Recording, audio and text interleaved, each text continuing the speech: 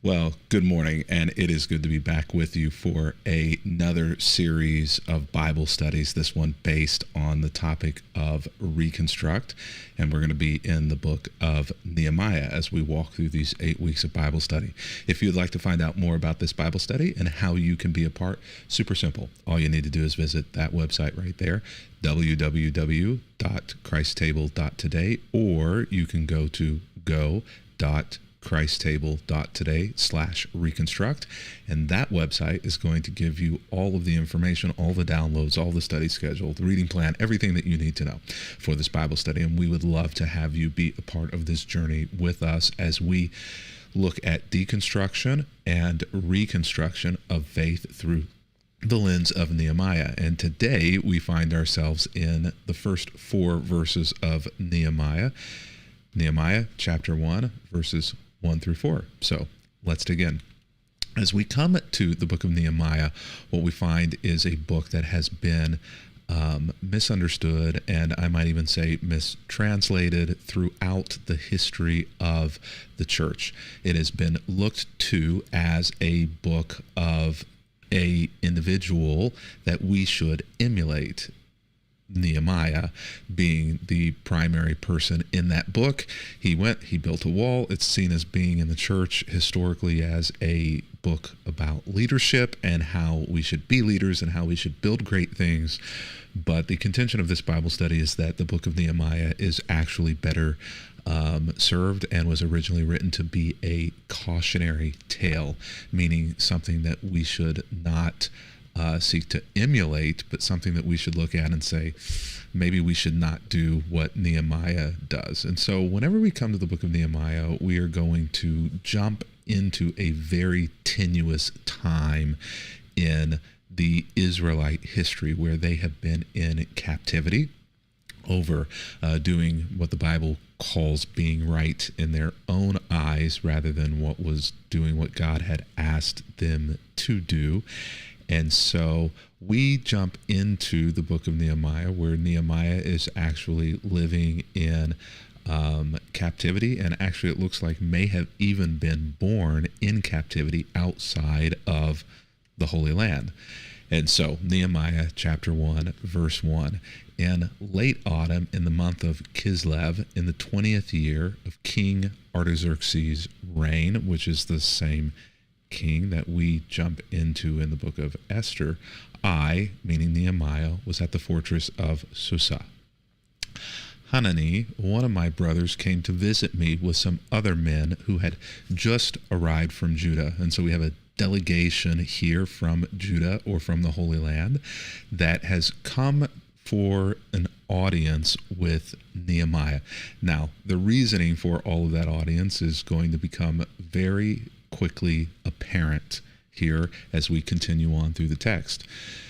Nehemiah asks his brother and the delegation, the people who have come with them, about the Jews who had returned there from captivity and about how things were going in Jerusalem. So he is interested about how things are going in the homeland as waves of people had begun returning back to their homeland from captivity. It had to be a momentous occasion to be able to go back home. But things were not perfect back home. As you might imagine, the land had laid fallow for many years. There was great destruction from them having been taken into captivity, and things are not great. The joy has been tempered now by problems back at home. Things are not going well for those who have returned to the province of Judah. His brother in the delegation says they are in great trouble and disgrace. And these are interesting words, because you would not assume that disgrace would be a part of what's written here. Now, trouble, you might understand, there's a lot of trouble in trying to get a nation back up on its feet again after going through what they had been through. But disgrace, you would have thought that disgrace would have been when they were going into captivity, not when they were released from captivity and now able to go back home to freedom of some level in the homeland. But here is where the disgrace is. The wall of Jerusalem has been torn down and the gates have been destroyed by fire. Now, that was certainly done in the very early days, perhaps, of taking siege of Jerusalem in order to take control of that land and of that city. But it is now listed as a disgrace, which is very interesting language. And we're going to see here in the very beginning that the wall becomes the crux of the matter. And most of the entirety of the book is going to be spent talking about the importance of the wall and the reason for the wall and the need for the wall and the reconstruction of the wall. And so you might even say that the lead character, the lead actor in this book is the wall itself, and their perception that it was a disgrace, that it wasn't in a perfect form and in a shape where it was able to do what a wall's job is, which is to offer protection, but also, and this is an important key point, a wall is intended to keep people out. The walls of your house aren't really there to keep you in. It's to keep other people out. If you have a wall or a fence or a gate or something around your house, it's to keep people out. If you live in a community that has boundaries, maybe you live in a housing subdivision that has an entrance with a security gate, or maybe it has a wall or something around it in order to do what? Well, it's not intended maybe perhaps to protect you from hostile takeover from a competing subdivision, but it is there to keep people out. And this wall is not keeping people out. It's been torn down. The gates have been destroyed by fire, and it is seen as being a disgrace. And that language is going to be important because that isn't a practical word. That's a feeling word. Disgrace is an emotional word. And so they're feeling something about the fact that this wall is not in place. Nehemiah's response when he hears this is to sit down and to weep. And in fact, for days I mourned and fasted and prayed to the God of heaven. Now, he's not mourning and fasting and praying to the God of heaven because this inanimate object of a wall isn't present. He is in this state of mind because of the implications, the disgrace that his people are feeling on the basis of this wall not being present. Now, there are a few things that I want to say about this passage before I let you go today. And most of them are kind of tied metaphorically to this idea of Nehemiah and the book of Nehemiah being one of the primary books that are used in order to implore and encourage people to build great things, especially to build big things in the church. And that word disgrace, I think, is important because oftentimes the book of Nehemiah is used in fundraising campaigns to build buildings, sanctuaries, children's facilities, sports complexes in churches. And the idea here is that if we don't have this, we're a disgrace. The other church has this, that church down the road, that church in another city, that denominational church that we aspire to be like has this thing, and so we need this thing, and the fact that we don't have this thing is a disgrace. And so fundraising campaigns are put into place to help build and fund these things, and the book of Nehemiah is the go-to place for that. And many of us have questions and concerns about those things being built, but the Bible is hard to argue with building those things.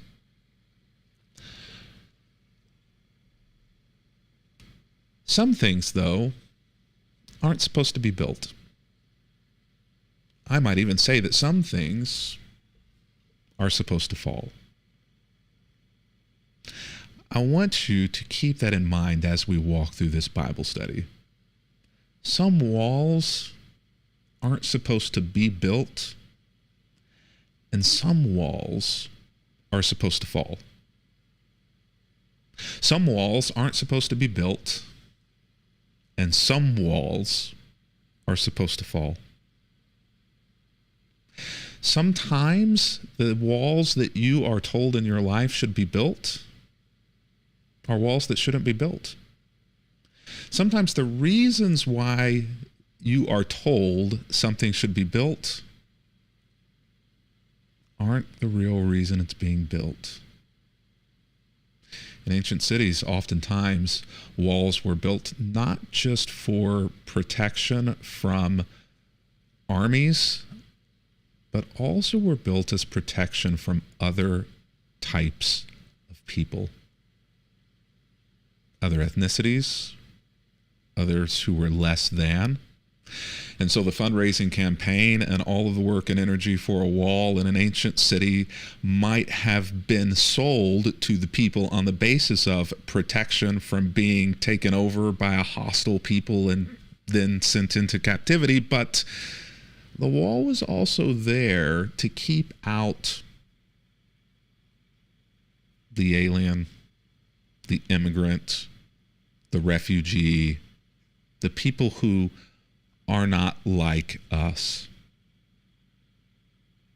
In Scripture, oftentimes we see God tearing down walls like that. In fact, Sodom and Gomorrah, if you actually will read Sodom and Gomorrah and the biblical commentary and other places on Sodom and Gomorrah, God destroys Sodom and Gomorrah because of their lack of hospitality, their egregious lack of hospitality in the way that they treated other people who were not them. And the city fell. Some walls are supposed to fall. I might even say that sometimes with religious institutions, some religious institutions are supposed to fall. Some things that religious institutions and religious people build are not of God and are supposed to fall. Now, we're going to need to keep that in mind as we walk through the book of Nehemiah, because my contention is that the lead actor in this, the wall, may not be the hero in the story. The other thing is not every problem is yours to fix. And with this, we will end our study today. Nehemiah is leaned upon by people who are close to him, his brother and another delegation of people. Maybe he knew them, maybe he didn't, maybe they were salesmen, maybe they weren't. But one of the things that is interesting is Nehemiah did not see this as being his problem or his issue until these people brought to him not just the fact that the wall wasn't there, but that it was a disgrace. That word, disgrace, means that they didn't come to lean upon Nehemiah to somehow be a part of fixing the wall just because there needed to be a wall in the city, but they came to lean upon Nehemiah's emotions, on the better part of his humanity, on the roots of people whom he loved and perhaps wanted to help and support. They came to Nehemiah too, and we will learn this as we go forward, because Nehemiah, we will soon read in the text, was a very important individual in this community, in this nation. He was King Artaxerxes' cupbearer, which is like the number 2 person, and maybe even the most important, the most revered, the most respected person next to the king or queen. This is Nehemiah. And so they come to Nehemiah because they know that Nehemiah has the connections to be able to fix this problem of theirs. Not every problem, though, is yours to fix. Many of us have been leaned upon to insert ourselves into problems and issues and situations that we had no business being involved in. Maybe we had the talent, maybe we had the expertise, maybe we had the money, maybe we had the influence, and maybe we were leaned upon for what we brought to the table. but not because we were the real right person. And I think that this is what is going to happen here for Nehemiah, is Nehemiah inserts himself into fixing a problem that didn't need fixed and wasn't his to fix anyway.